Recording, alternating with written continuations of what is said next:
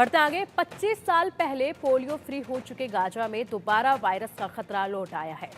10 महीने के बच्चे में गंभीर केस के बाद डब्ल्यूएचओ को डर है कि बहुत से लोग इस वायरस की गिरफ्त में हो सकते हैं।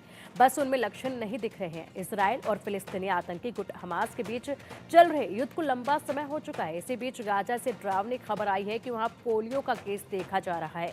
माना जा रहा है कि युद्ध प्रभावित इलाकों में ये बढ़ सकता है।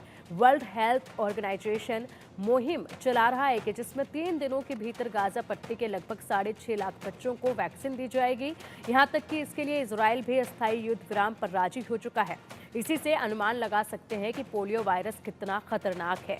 लेकिन गाजा 90 की शुरुआत में ही पोलियो फ्री हो चुका था। अब वहां से ये केस दोबारा से दिख रहे हैं, इसे समझने से पहले एक बार पोलियो को समझिए। ये बीमारी पोलियो वायरस के कारण होती है, जो संक्रमित शख्स से होते हुए गंदे पानी, खाने या मलमूत्र से होते हुए सेहतमंद तक पहुंच जाता है। ज्यादातर लोगों में इन्फेक्शन हल्के लक्षणों के साथ खत्म हो जाते हैं। वहीं 200 में से एक मामला ज्यादा गंभीर होता है, जब वायरस ब्रेन और नर्वस सिस्टम पर असर डालता है। इससे आमतौर पर पैरों या फिर एक पैर में स्थायी लकवा मार जाता है। गंभीर अवस्था में पैरालिसिस के कुछ घंटों के भीतर ही मरीज की मौत हो सकती है। सवाल है कि गाजा में पोलियो की वापसी क्यों हुई?